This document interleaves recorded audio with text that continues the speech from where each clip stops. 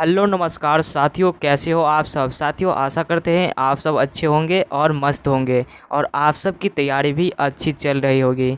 तो साथियों, आज के इस क्लास में हम आप सभी को बताने वाले हैं क्लास 12 हिंदी 100 मार्क्स से चैप्टर 4 का जितने सारे वस्तुनिष्ठ प्रश्न हैं, आज के इस क्लास में हम आप सभी को कवर कराने वाले हैं। तो आप लोग इस क्लास को पूरे एंड तक देखिएगा और जितना हो सके अपने दोस्तों के साथ शेयर ज़रूर कीजिएगा और चैनल पर पहली बार आए हो तो चैनल को सब्सक्राइब ज़रूर कीजिएगा।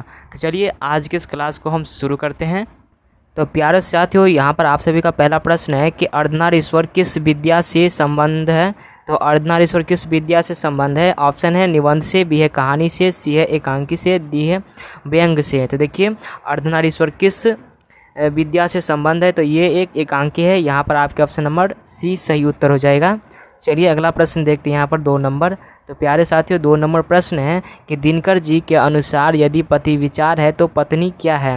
दिनकर जी के अनुसार यदि पति विचार है तो पत्नी क्या है। यहाँ पर आपके ऑप्शन है बुद्धि, बी है समझ, सी है भावना, डी है इनमें से कोई नहीं।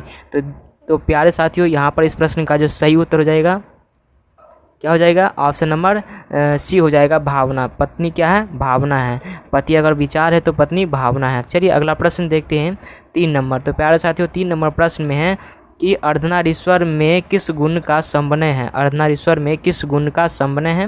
यहाँ पर आपके ऑप्शन है नारी के, बी है पुरुष के, सी है नारी और पुरुष दोनों के, डी है इनमें से किसी का नहीं।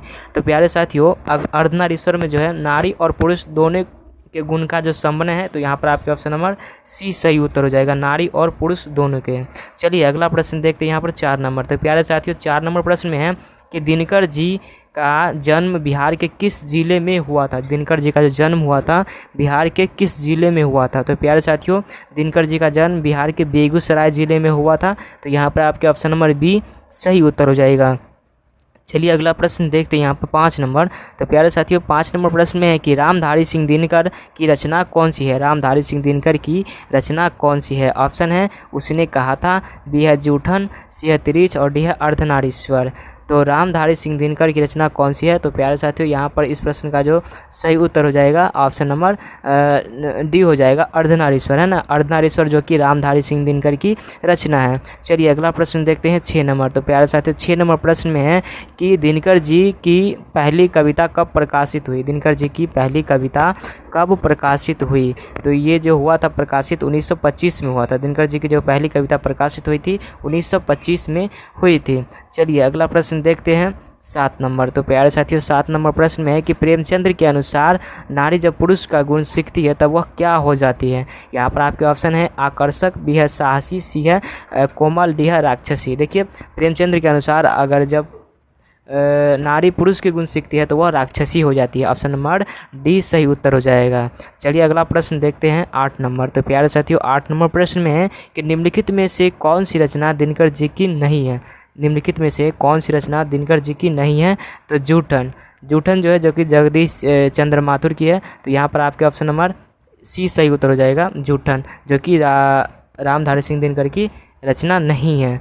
चलिए अगला प्रश्न देखते हैं यहाँ पर 9 नंबर। तो प्यारे साथियों 9 नंबर प्रश्न में है कि रामधारी सिंह दिनकर का जन्म कब हुआ था। तो यहाँ पर इस प्रश्न का जो सही उत्तर हो जाएगा क्या हो जाएगा, रामधारी सिंह दिनकर का जन्म कब हुआ था। तो प्यारे साथियों रामधारी सिंह दिनकर का जन्म हुआ था 23 सितंबर 1908 को। यहाँ पर आपके ऑप्शन नंबर ए सही उत्तर हो जाएगा, 23 सितंबर 1908।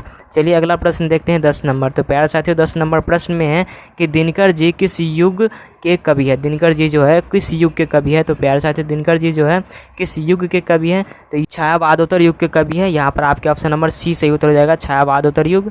चलिए अगला प्रश्न देखते हैं 11 नंबर। तो प्यारे साथियों 11 नंबर प्रश्न में है कि दिनकर जी को किस कृति पर भारतीय ज्ञानपीठ पुरस्कार प्राप्त हुआ है। दिनकर जी के किस कृति पर भारतीय ज्ञानपीठ पुरस्कार प्राप्त हुआ है। यहाँ पर आपके ऑप्शन है अर्धनारीश्वर, बी है उर्वशी, सी है हुंकार और डी है कुरुक्षेत्र। तो दिनकर जी के जो है उर्वशी पर जो है ज्ञानपीठ पुरस्कार प्राप्त हुआ है। तो यहाँ पर आपके ऑप्शन नंबर बी सही उत्तर हो जाएगा, उर्वशी। चलिए अगला प्रश्न देखते हैं 12 नंबर। तो प्यारे साथियों 12 नंबर प्रश्न में है कि युद्ध और शांति की समस्या पर लिखी गई काव्य कृति है। युद्ध और शांति की समस्या पर जो लिखी गई काव्य कृति है, ऑप्शन है नील कुसुम, बी है कुरुक्षेत्र, सी है द्वंद्व गीत और डी है रश्मि रथी। तो प्यारे साथियों यहाँ पर जो इस प्रश्न का सही उत्तर क्या हो जाएगा, ऑप्शन नंबर बी हो जाएगा कुरुक्षेत्र। कुरुक्षेत्र जो कि युद्ध और शांति की समस्या पर लिखी गई काव्य कृति है। चलिए अगला प्रश्न यहाँ पर 13 नंबर प्रश्न देखते हैं। तो प्यारे साथियों 13 नंबर प्रश्न में है कि अर्धनारीश्वर कल्पित रूप है। अर्धनारीश्वर कल्पित रूप है, ऑप्शन है राम सीता का, बी है शिव पार्वती का, सी है राधा कृष्ण का, डी है विष्णु और लक्ष्मी का। तो अर्धनारीश्वर कल्पित रूप है तो शिव और पार्वती का। किसका है, तो शिव और पार्वती का है। यहाँ पर आपके ऑप्शन नंबर बी सही उत्तर हो जाएगा। चलिए अगला प्रश्न देखते हैं यहाँ पर 14 नंबर। तो प्यारे साथियों 14 नंबर प्रश्न है कि संस्कृति के 4 अध्याय किसकी कृति है। संस्कृति के 4 अध्याय किसकी कृति है। ऑप्शन है गुलाबदास, बी हजारी प्रसाद द्विवेदी, सी है आचार्य सीताराम का और डी है रामधारी का। तो यहाँ पर जो इस प्रश्न का सही उत्तर हो जाएगा ऑप्शन नंबर डी सही उत्तर हो जाएगा, रामधारी सिंह दिनकर का। रामधारी सिंह दिनकर का जो कि संस्कृति के 4 अध्याय कृति है। चलिए अगला प्रश्न देखते हैं। अगला प्रश्न है 15 नंबर। तो प्यारे साथियों 15 नंबर प्रश्न में है कि प्रेमचंद्र थे, ऑप्शन है गीतकार, बी है कथाकार, सी है फिल्मकार और डी है संगीतकार। तो देखिए प्रेमचंद्र कौन थे, तो प्रेमचंद्र कथाकार थे। यहाँ पर आपके ऑप्शन नंबर बी सही उत्तर हो जाएगा। चलिए अगला प्रश्न देखते हैं 16 नंबर। तो प्यारे साथियों 16 नंबर प्रश्न में है कि अर्धनारीश्वर शंकर और पार्वती का किस प्रकार का रूप है। अर्धनारीश्वर शंकर और पार्वती का किस प्रकार का रूप है। ऑप्शन है यहाँ पर यथार्थ, बी है कल्पित, सी है आदर्श और डी है वास्तविक। देखिए अर्धनारीश्वर शंकर और पार्वती का कल्पित रूप है, तो यहाँ पर आपके ऑप्शन नंबर बी सही उत्तर हो जाएगा। चलिए अगला प्रश्न देखते हैं यहाँ पर 17 नंबर। तो 17 नंबर प्रश्न में है कि दिनकर जी की पहली कविता किस पत्रिका में प्रकाशित हुई। दिनकर जी की जो पहली कविता है किस पत्रिका में प्रकाशित हुई थी। तो यहाँ पर आपके ऑप्शन है छात्र सहोद में, बी है छात्र पत्रिका में, सी है छात्र मित्र में और डी है इनमें से कोई नहीं। तो प्यारे साथियों यहाँ पर जो इस प्रश्न का सही उत्तर हो जाएगा क्या हो जाएगा, ऑप्शन नंबर ए हो जाएगा, छात्र सहोद में, है ना। छात्र सहोद में जो कि दिनकर जी की पहली कविता प्रकाशित हुई थी। यहाँ पर आपके ऑप्शन नंबर ए सही उत्तर हो जाएगा। चलिए अगला प्रश्न देखते हैं यहाँ पर 18 नंबर और ये आखिरी प्रश्न है। तो 18 नंबर प्रश्न है कि बुद्ध और महावीर ने नारियों को कौन सा अधिकार दिया। बुद्ध और महावीर ने जो है नारियों को कौन सा अधिकार दिया। तो प्यारे साथियों बुद्ध और महावीर ने जो है नारियों को भिक्षुणी होने का जो है अधिकार दिया, भिक्षुणी होने का अधिकार दिया। यहाँ पर आपका ऑप्शन नंबर बी सही उत्तर हो जाएगा। तो प्यारे साथियों आज का ये क्लास आप सभी को कैसा लगा आप लोग मुझे कमेंट करके बताइएगा। फिर मिलते हैं किसी नेक्स्ट क्लास में, तब तक के लिए जय हिंद, वंदे मातरम।